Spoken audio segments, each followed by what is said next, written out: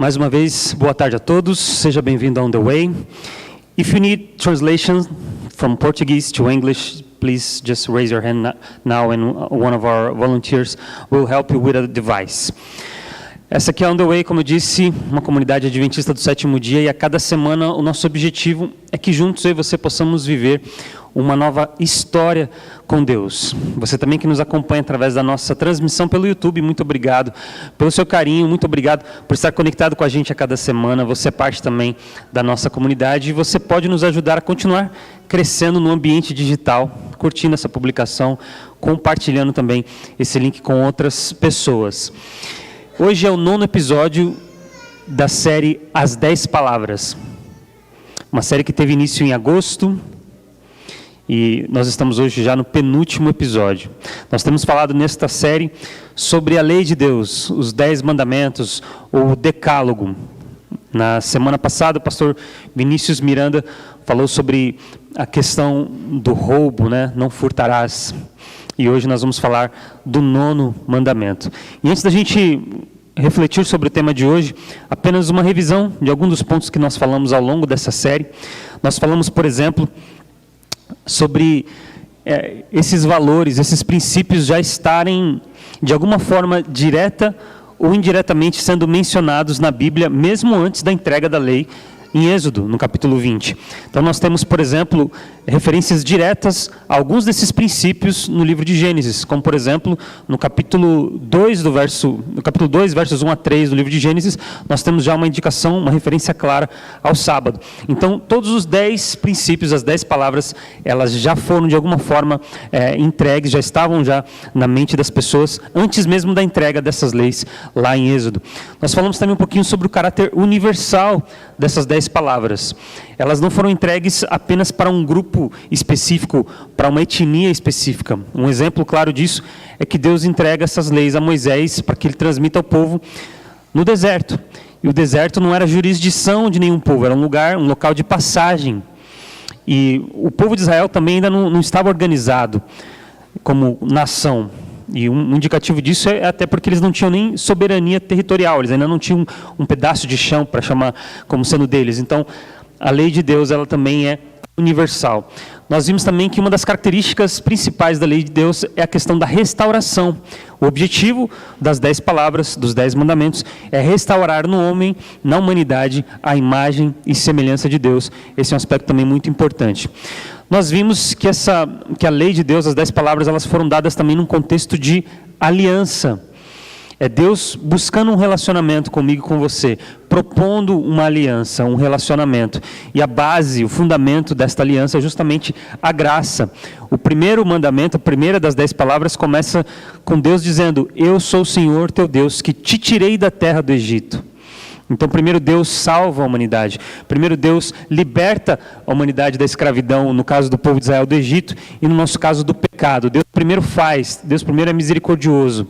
E então Ele nos convida para um relacionamento. A graça é a base dos 10 mandamentos. E o último aspecto também é que todos os 10 mandamentos, eles formam uma unidade. Todos os princípios, eles estão entrelaçados, eles estão conectados uns aos outros. Como Martin Buber disse no seu livro Moses, The Covenant and the Revelation and the Covenant, ele fala que essa unidade da lei de Deus, ela justamente aponta para o caráter de Deus.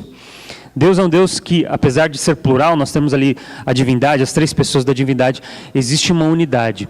Então a lei, ao mesmo tempo que ela é para mim e para você, para resgatar em mim e você a imagem e semelhança de Deus, ela também nos aponta para um relacionamento com o próximo, criando então esse conceito de comunidade.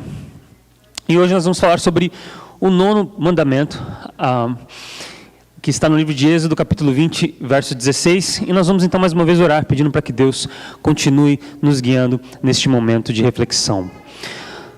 Nosso Deus e Pai, nós agradecemos mais uma vez pela vida, pela saúde, pelo Teu cuidado, e neste momento que nós iremos estudar a Tua palavra, mais uma vez, nós necessitamos da Tua presença.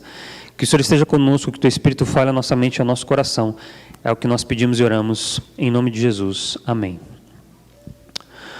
Não darás falso testemunho contra o teu próximo. Esse é o 9º mandamento. E geralmente, historicamente, quando nós lemos esse mandamento, nós pensamos nessa questão da mentira. Nós fazemos essa associação com a verdade e a mentira. Inclusive, grandes teólogos do passado, Tomás de Aquino, Agostinho, Lutero, todos eles, quando comentam sobre esse mandamento, eles falam dessa questão da verdade e da mentira, desse contraponto. E dizendo que quando você mente, você está buscando algum benefício próprio. E ao buscar um benefício próprio, automaticamente alguém está sendo prejudicado. Porque se você precisa usar uma mentira, algo escuso para se beneficiar, automaticamente alguém está sendo lesado, alguém está sendo prejudicado. E quando a Bíblia fala sobre este mandamento, na maioria das vezes quando a Bíblia faz essa denúncia sobre a corrupção, sobre a opressão, quem está sendo oprimido, quem está sendo desfavorecido, são justamente os mais vulneráveis. Então, a maioria dos comentários sobre esse mandamento fala sobre justiça. Este mandamento é sobre fazer a justiça. É sobre promover a justiça. É uma censura à corrupção. É uma censura à injustiça. Eu me lembro, quando eu tinha 10 anos, e eu tenho uma foto aqui. Handsome, não? Eu tinha 10 anos e eu tive o privilégio de estudar numa escola cristã, uma escola adventista, lá na zona leste de São Paulo, na Vila Matilde. E por ser uma escola cristã, nós tínhamos aulas de religião todas as semanas. E nós tínhamos um livro, eu lembro até hoje, um livro grande de religião, pesado. Então a gente levava para a escola e depois a gente trazia para casa. E um dia eu estava folheando, ali o livro, e eu vi das várias atividades que tinham lá, em determinada semana, tinha uma atividade para você recortar um barco, na verdade era uma referência à Arca de Noé. Você recortava ali aquele barco e você montava o barquinho. E eu achei interessante que eu fiz, peguei a tesoura e comecei a recortar ali o barco. E fiz depois ali, o barquinho não ficou muito certo, não deu muito certo ali, mas fiz ali e deixei ele em casa, Semanas foram passando, eu estava na escola, na classe de religião, e a professora de repente, então tá bom gente, vamos agora para o livro na página X. Nós vamos fazer a atividade que está no livro na página X. Eu fui lá procurando a página, quando eu chego na página lá, a página arrancada. Era justamente aquela atividade que eu tinha feito em casa, o barquinho, a Arca de Noé. Eu não tinha mais ali. E ali começou a me dar um desespero, porque eu vi as pessoas lá, as outras crianças pegando a página, todas felizes, com as tesourinhas e cortando e tal. E eu não tinha mais o meu livro, eu tinha um livro, não tinha página para fazer aquela atividade. E aí as pessoas iam terminando, as crianças iam terminando, e aí iam levando para a professora, porque ela ia dar visto, ela ia colocar lá, ia fazer uma rúbrica nos barquinhos das crianças. E o desespero tomando conta, eu gostava muito daquela professora, E aí eu pensei, o que eu vou fazer, como é que eu posso fazer para resolver essa situação? E eu peguei e falei assim, bom, eu já sei, eu tenho um melhor amigo ali, quando ele chegar com o barquinho dele, eu vou pedir emprestado. E aí eu levo o barquinho dele. E foi isso que eu fiz. Ele chegou lá e eu falei, olha, eu preciso que você me empreste o seu barquinho. O meu ficou em casa, eu não sabia e tal, eu acabei fazendo, deixei lá. Ele falou, olha, mas tem a assinatura aqui da professora. Eu falei, não tem problema, eu tenho aqui o branquinho, o liquid paper. Vocês viram que eu gosto de liquid paper, Isso aqui que eu passei no meu chapéu na época, na foto, era liquid paper. E eu peguei ali o liquid paper e passei em cima da rúbrica da professora.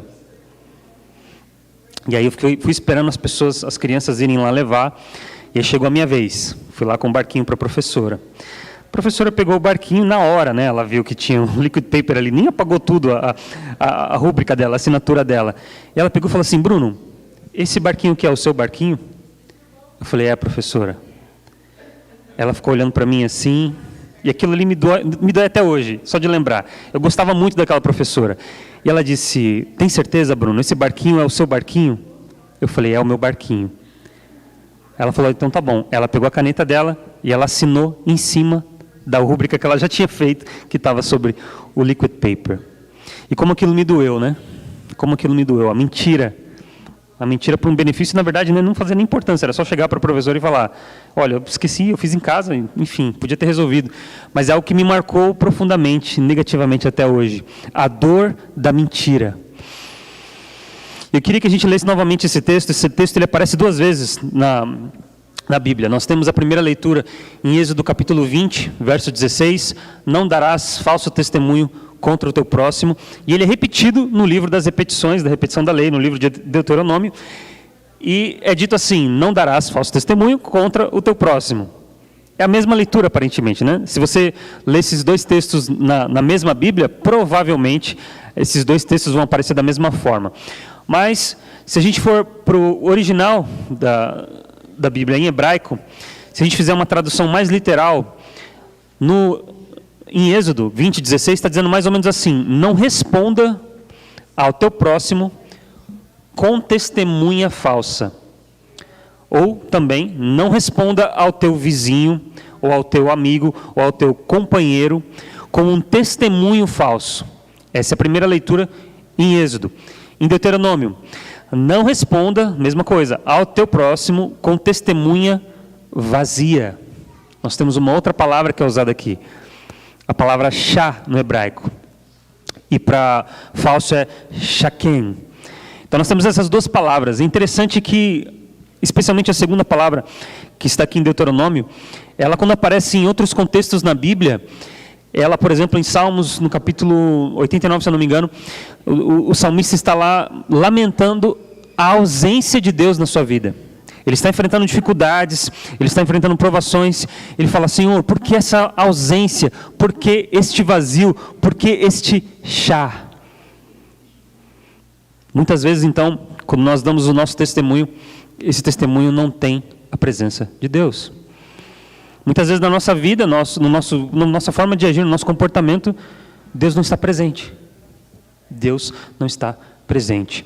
Em outro contexto, agora no livro de Ezequiel, nós não temos o texto aqui, mas Ezequiel também, quando usa essa palavra, ele está falando agora sobre os profetas. E naquele período, Ezequiel, ele era uma das poucas vozes que trazia de fato o que Deus estava falando para o povo. Mas tanto o povo quanto os reis, eles preferiam ouvir profetas que falavam coisas boas. Assim, não, Deus está com você, Deus está abençoando os seus planos, pode seguir aí para a guerra, que Deus está com você, com o seu exército. E aí Ezequiel diz assim: olha, basta, basta. Deus está cansado destas falas, destas profecias vazias. Muitas vezes, então, o falso testemunho é nós não carregarmos de fato as palavras de Deus. São as nossas palavras não terem de fato o que Deus está dizendo, o Evangelho. Essa é uma outra forma também de nós termos um falso testemunho, um testemunho vazio, quando as nossas palavras não têm de fato o que está na palavra de Deus. E um outro uso dessa palavra também está no livro de Jó, nós não vamos ler, mas Jó quando ele enfrenta também aqueles desafios, ele perde os seus filhos, ele perde toda a sua riqueza, ele perde a sua saúde, ele perde até a compaixão da sua esposa. Jó fala assim: Senhor, por que o Senhor fez essa vida vazia? Por que o Senhor criou o homem para viver nesta vida sem sentido, nesta vida vazia? Muitas vezes a gente vive uma vida sem perspectiva. A gente vive uma vida vazia, justamente pela falta, pela ausência de Deus na nossa vida e pela ausência do estudo da palavra de Deus também na nossa vida. O próximo texto que nós vamos ler é uma referência, na verdade a primeira vez que aparece um falso testemunho nas Escrituras. Está lá em Gênesis capítulo 3, nos versos 4 a 5, é a primeira vez que nós vemos o falso testemunho acontecendo, né? Adão e Eva já tinham sido instruídos por Deus de que eles não deveriam comer, eles poderiam comer de todos os frutos do jardim, exceto um. Deus fala: daquele fruto que está ali no centro do jardim, não comam, porque quando vocês comerem, vocês vão morrer. Então, a narrativa bíblica diz que a serpente chega para Eva e fala assim: quer dizer que Deus disse para vocês não comerem de nenhum fruto do jardim? Já vem, né, um primeiro questionamento implícito. Que Deus é esse, né? Que está privando vocês de comer coisas boas. E a resposta de Eva, ela diz assim: não, Deus falou que a gente pode comer dos frutos, exceto um fruto. Porque quando a gente comer daquele fruto, se a gente comer, a gente vai morrer. E o verso 3, os versos 4 a 5 dizem o seguinte, né? A resposta da serpente: certamente não morrerão. Deus sabe que no dia em que dele comerem, seus olhos se abrirão e vocês serão como Deus, serão conhecedores do bem e do mal. O primeiro falso testemunho aparece justamente através da serpente, que a Bíblia chama de dragão, de diabo, Satanás. O primeiro falso testemunho aparece na boca da serpente, jogando dúvidas sobre o caráter de Deus.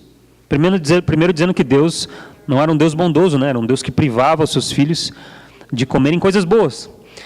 Depois, contradizendo o que Deus havia dito. Deus disse, se vocês desobedecerem, vocês vão morrer. E o diabo fala, não, vocês não vão morrer. Isso é mentira. É um falso testemunho. E depois, jogando mais uma vez dúvidas sobre o caráter de Deus. Dizendo, na verdade, Deus ele não quer que vocês se pareçam com Ele. Deus conhece o bem e o mal, mas Deus não quer que vocês sejam como Ele. Uma contradição, né? Porque no capítulo 1 é dito que nós somos criados à imagem e semelhança de Deus. Já éramos como Deus. O primeiro falso testemunho aparece na boca da serpente. E aqui a primeira lição que nós temos, a primeira lição que nós podemos aprender é que o falso testemunho, ele é uma rebelião declarada contra Deus.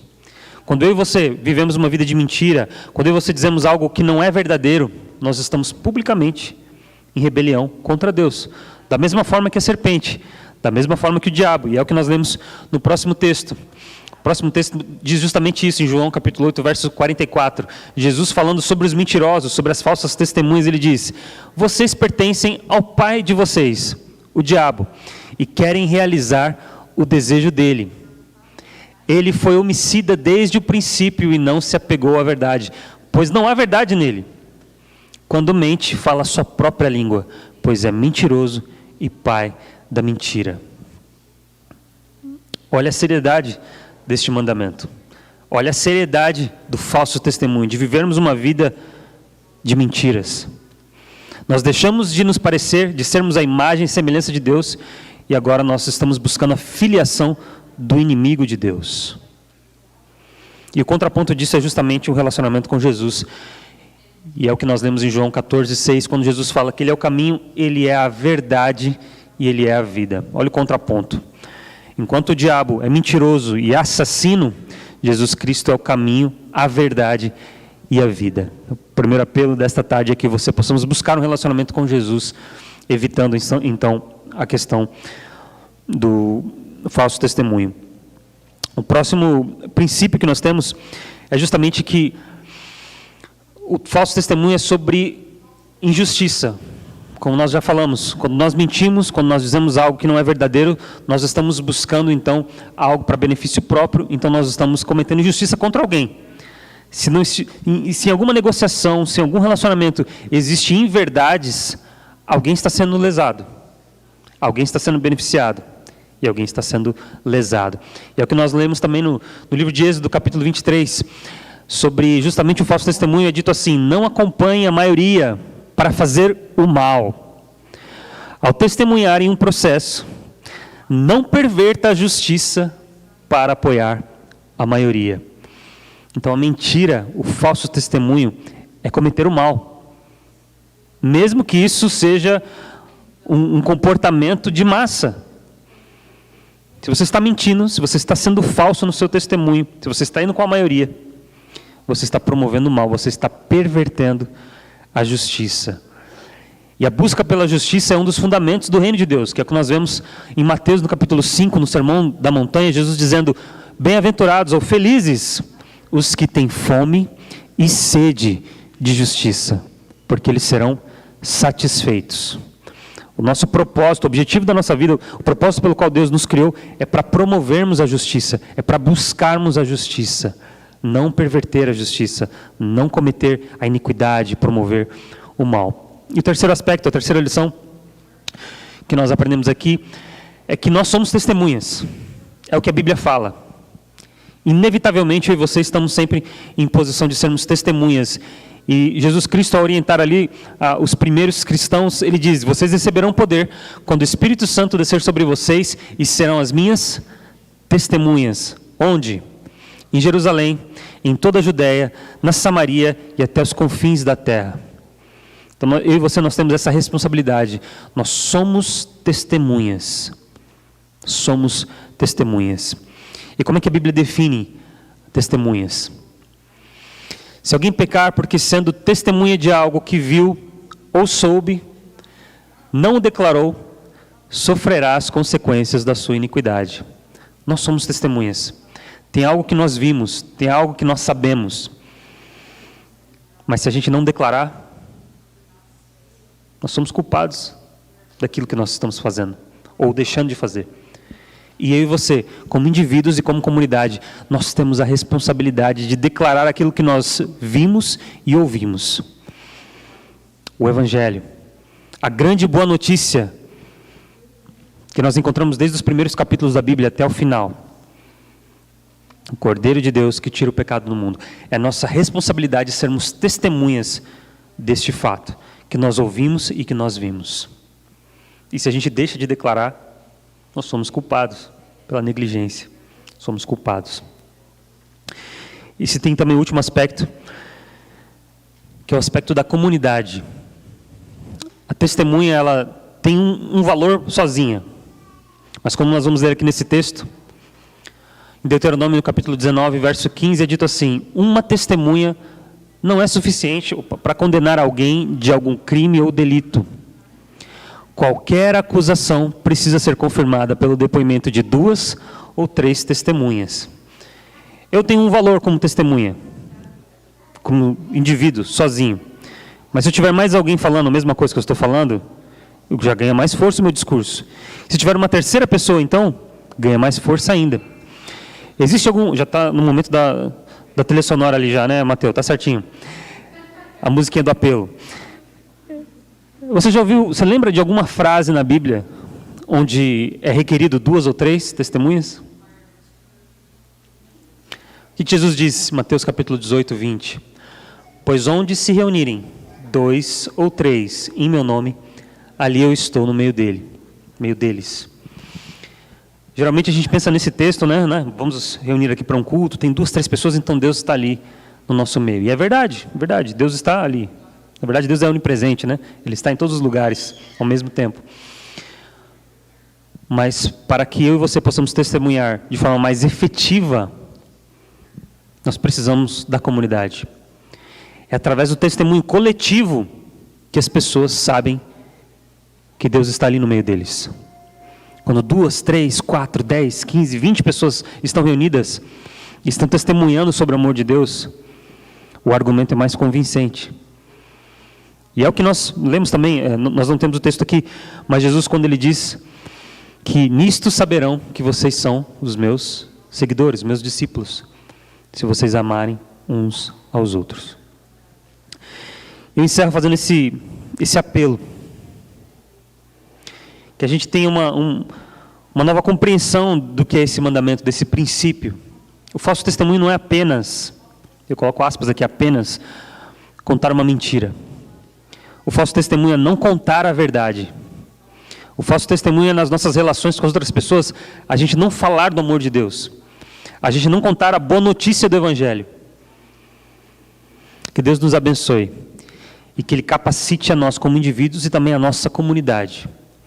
Para que 2 e 3 testemunhas possam indicar, possam pregar sobre a presença de Jesus Cristo naquele lugar, neste lugar aqui que nós estamos localizados. Nosso Deus e Pai, nós agradecemos mais uma vez pela vida, pela saúde, pelas bênçãos que nós recebemos de Ti, o Teu cuidado, e especialmente nós oramos para que o Teu Espírito Santo possa nos capacitar, como nós lemos ali, acabamos de ler em Atos capítulo 1, verso 8, que ao descer sobre nós o Teu Espírito, que a nossa comunidade, nós como indivíduos, mas também como comunidade, possamos ser Tuas testemunhas. Que esta região, que esta cidade, eles possam ser impactados não por nós, porque nós somos falhos e pecadores, mas pela unidade que existe em Cristo Jesus. Nós oramos e pedimos em nome dEle. Amém.